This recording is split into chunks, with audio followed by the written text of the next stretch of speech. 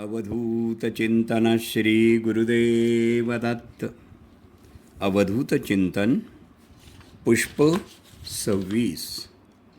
भय करता तू भय हरता, दंड धरिता तू परिपाता. तुझ वाचुनी न तुझी वार्ता, तू वार्ता आश्रय दत्ता. शांत हो श्री गुरुदत्ता. जीवनातलं सत्य काय? जिथं आपण ठेच लागून पडतो तेथून खरं सुरुवात होती. सांभाळून चालायची, मग ती पायाला असो की मनाला. पायाची ठेच शरीराला जपायला शिकवते, तर मनाची ठेच माणसं ओळखायला शिकवते. फक्त आयुष्याचा खरा आनंद भावनेच्या ओलाव्यात असतो.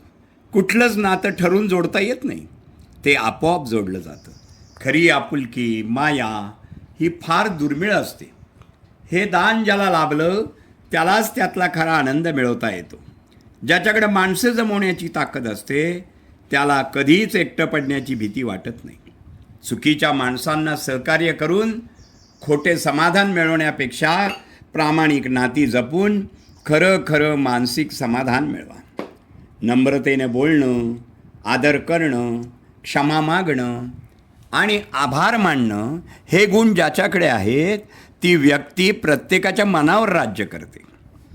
आपण ज्याची इच्छा करतो प्रत्येक वेळी ते आपल्याला मिळेलच असं नाही, परंतु नकळत बऱ्याच वेळा आपल्याला असं काहीतरी मिळून जातं ज्याची आपण कधी अपेक्षा केलेली नसते.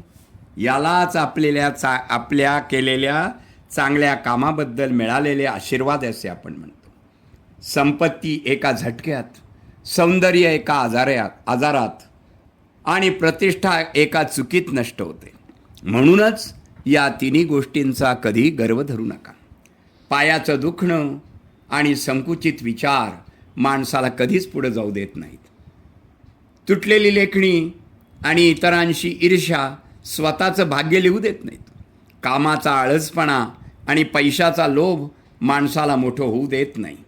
आपणच खरे आहोत, बाकी सर्व खोटे हा विचार माणसाला माणूस होऊ देत नाही. प्रेम, भक्ती आणि दान याचं कधीही प्रदर्शन करायचं नसतं. यातील सुंदर भावनेची अनुभूती घ्यायची असते.